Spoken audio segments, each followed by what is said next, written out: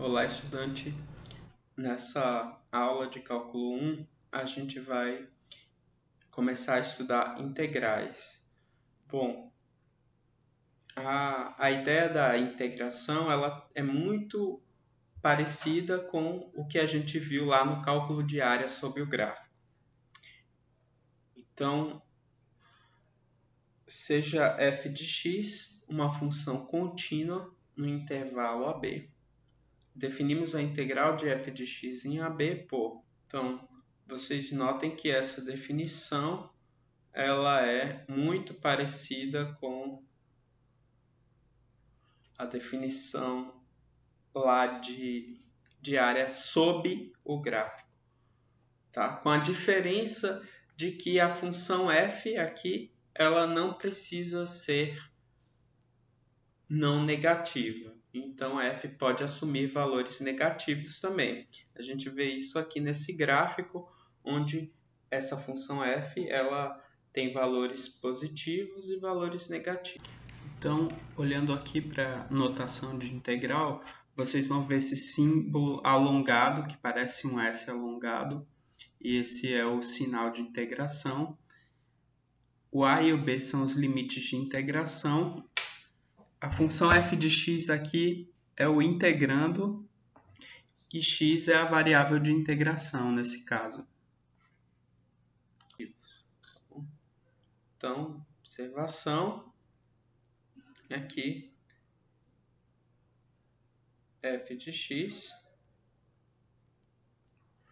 pode assumir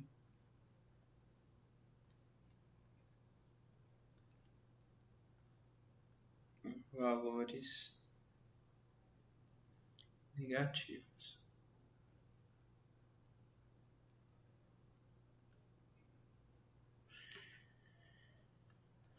Também, se f de x for sempre positiva,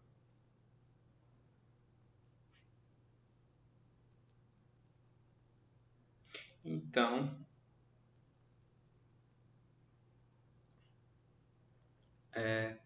a integral de A a B de f de x dx vai ser a área sob o gráfico, tá bom?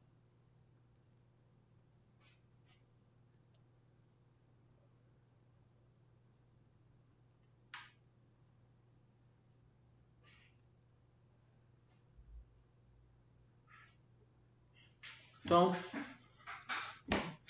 a gente tem essas duas observações. Tá? Se f de x e g de x são funções contínuas e lambda é uma constante, então a integral de f de x mais g de x no intervalo AB vai ser igual à integral de f de x em AB mais a integral de g de x em AB. Então, você separa aqui em duas integrais.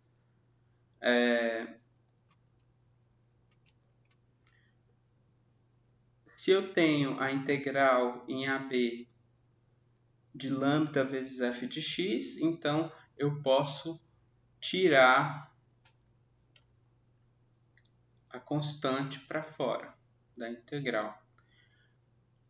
Se eu tenho uma integral em um intervalo AB e C é um ponto que está entre A e B, então eu posso quebrar essa integral de A até B em uma integral que vai de A até esse ponto intermediário C, mais a integral que vai de C até B. Tá? Então, também é possível fazer essa quebra aí da integral em duas integrais. E se f é menor ou igual do que g, então a integral de f vai ser menor ou igual à integral de g. Então, a justificativa aqui é que todas essas propriedades elas são herdadas. Então, O limite da soma é a soma dos limites, a gente viu isso quando cada um dos limites existem. A constante ela pode sair do limite também, a gente viu quando a gente estava estudando o limite, tá bom? Esse item C ele pode ser feito construindo partições do intervalo AB a partir de partições do intervalo AC e CB. Então, também é possível demonstrar esse item C, não é tão complicado. Tá? Então, estão justificadas aí as propriedades de integral. Eu quis fazer uma justificativa rápida mesmo. A gente pode partir direto para os cálculos, então, com integrais. Então, vamos começar com a função constante igual a 1. Essa integral, por definição, é o limite, né?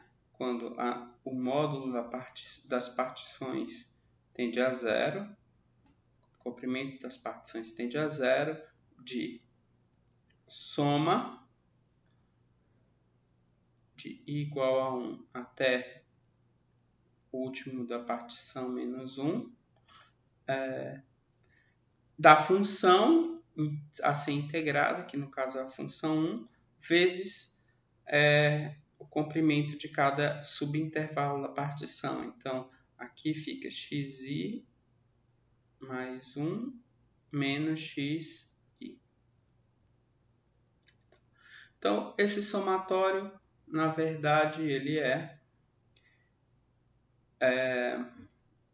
o somatório, o limite, quando o comprimento da partição tende a zero, do somatório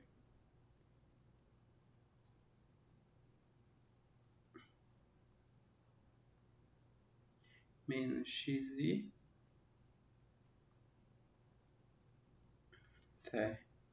último elemento, penúltimo elemento da partição.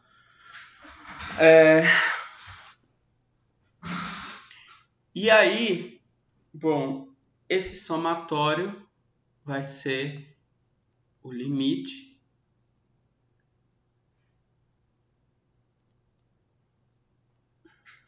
aqui eu estou pegando então x2 menos x1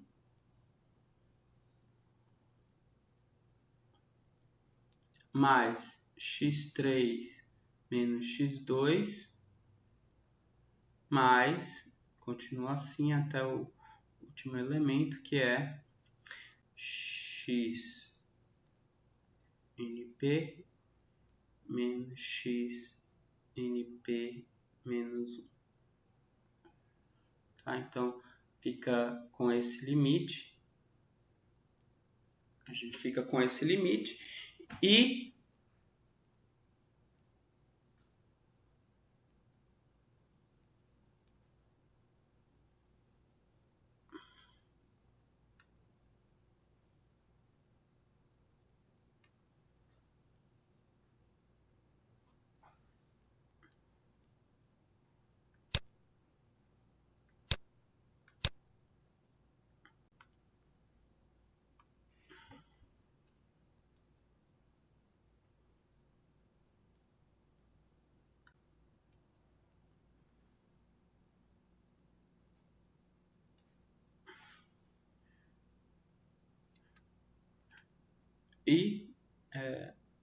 como o x1 é igual a A e o xnp é sempre igual a B, e de forma análoga ao que a gente viu lá quando a gente estava calculando áreas, os termos x2, x3, enfim, todos os termos intermediários eles se cancelam nessa soma, de modo que só fica o último, que é o xnp, e o primeiro, que é o x1.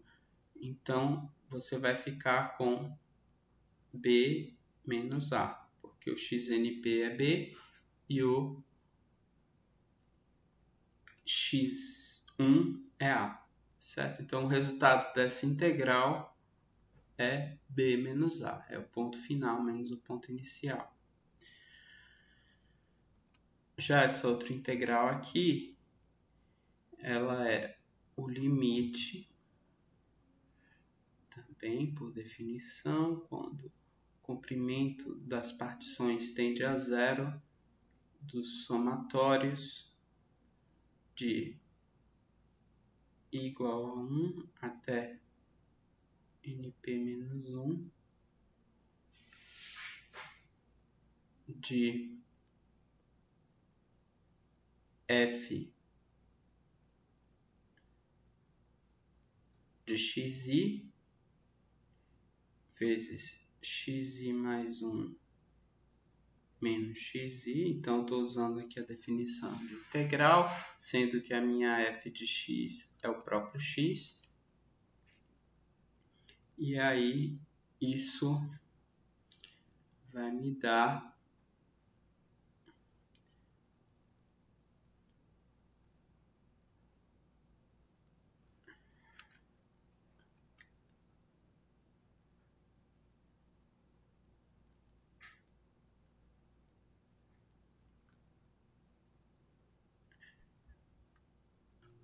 Nesse caso, a gente vai considerar, de acordo com o que a gente viu lá quando estava estudando área, que essa diferença em cada partição é constante, ou seja, isso aqui dentro de uma mesma partição vai ser o mesmo ΔX.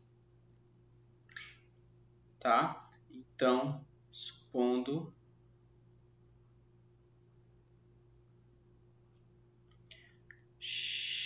x1 igual a o A, x2 igual a x1 mais ΔX,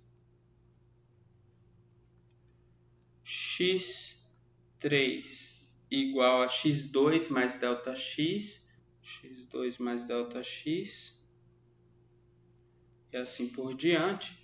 Então, a gente tem que, na verdade, os x e formam uma progressão aritmética.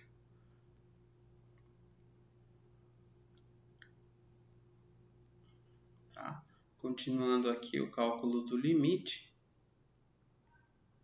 Bom, como o espaçamento entre os elementos da partição, os elementos consecutivos da partição, é sempre igual a ΔX, então o comprimento da partição vai ser ΔX. Então aqui é o ΔX que tende a zero, o somatório de igual a 1 até NP menos 1, XI, e aqui vezes ΔX. Tá? Então, nosso somatório fica assim. Eu posso colocar o ΔX em evidência no meu somatório. Então, aqui fica ΔX vezes a soma igual a 1 até NP menos 1 de XI. Aqui eu tenho a soma de PA. O primeiro termo é o x1, que é A. O último termo é o x NP menos 1, que é B menos ΔX. Então, vamos considerar agora essa soma. É uma soma de PA. Então, eu tenho aqui, continuando, a soma de I igual a 1 até NP menos 1 de XI. Como é uma PA, cujo primeiro termo é A, o último termo é XNP menos 1, que no caso é o penúltimo é o penúltimo elemento da minha partição, então é B menos delta x. Então, esse aqui é o x np menos 1, certo? Então, a soma da PA é o primeiro, x1, mais o último, xnp menos 1, vezes o número de elementos dessa soma, número de parcelas, que é np menos 1, dividido por 2. Agora, quem é B? B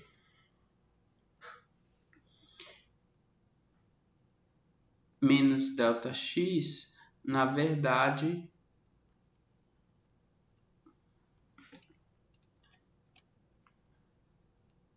então, np menos 1 é o número de elementos do somatório. Isso vai ser, então, B menos A sobre delta x, dividido por 2, certo? Então, np menos 1 é B menos A sobre delta x, porque é o número de elementos do meu somatório. Isso tudo está multiplicando B mais A menos delta x. Agora, o 2 eu posso passar para cima ali. Então, esse 2, ele vem aqui para cima. Tudo bem, fica 1/2, né? Multiplicando.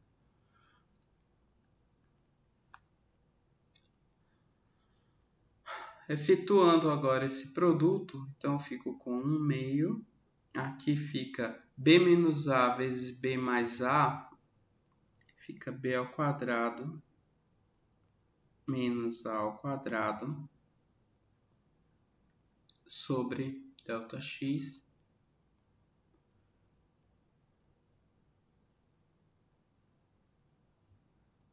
menos B menos A.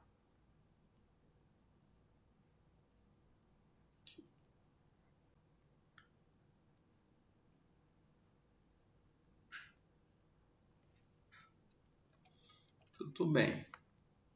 Tudo bem. Então, voltando ao limite que a gente estava calculando, limite quando delta x tende a 0 de delta x vezes somatório de igual a 1 até np menos 1 xi vai ser, pelos cálculos acima, o limite quando delta x tende a 0 de delta x vezes 1/2 daquilo que está ali entre colchetes, que vai ser 1/2 do limite quando delta x tende a 0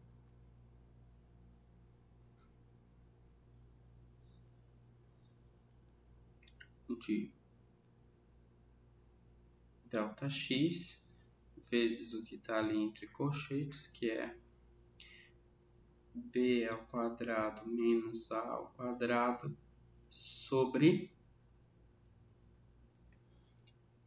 delta x menos B menos A. Certo? E aí, fazendo esse produto aqui, a gente fica com 1/2 limite quando ΔX tende a 0 de B ao quadrado menos A ao quadrado menos B menos A vezes ΔX. Bom, como o B menos A eles estão fixos, então esse limite vai ser 1/2 B menos A, né? B ao quadrado menos A ao quadrado, menos o limite disso aqui quando ΔX tende a 0. Mas quando ΔX tende a 0, isso aqui tende a 0, portanto, a gente fica só com B ao quadrado menos A ao quadrado. Ou seja, integral de A a B de x dx é igual a 1/2 do ponto final, que é ao quadrado, B ao quadrado, menos o ponto inicial ao quadrado. Ok? Bom, agora vamos usar essas integrais que a gente acabou de calcular e as propriedades de integral que estão aqui para calcular a integral de 0 a 1 de 1 menos 3x dx. Como é que a gente faz isso? Bom, a gente vai usar as propriedades de integral. Então, a gente fica com... Primeiro que eu tenho uma soma, 1 mais menos 3x. Então, eu vou separar essa integral como duas integrais, como a soma de duas integrais. Então, aqui eu fico com mais a integral de 0 a 1 de menos 3x dx.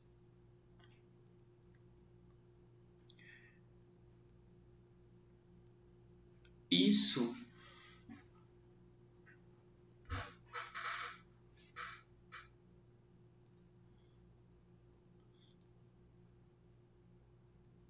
essa primeira integral aqui a gente já viu que fica o ponto final do intervalo menos o ponto inicial, então dá 1. Essa segunda integral a gente pode tirar a constante pela propriedade de integrais, a gente pode tirar a constante, então tirando essa constante menos 3 da integral, a gente fica com a integral de 0 a 1 de x dx. Então isso aqui é 1 menos 3 vezes... Agora a integral de 0 a 1 de x dx, a gente já viu que é o quadrado do ponto final, tá aqui, a gente acabou de calcular o quadrado do ponto final menos o quadrado do ponto inicial. Então, 1 ao quadrado menos 0 ao quadrado. E aí, isso é 1 menos 3, que é menos 2. Então, tá aí. Calculado então essa integral. Nota que usando as propriedades de integral, a gente pode então, a partir das integrais conhecidas, calcular integrais de novas funções, tá bom? E a gente vai fazer muito isso a partir de agora, a partir das próximas aulas aí. Então, essa aula termina aqui. Na próxima aula a gente vai ver o teorema fundamental do cálculo.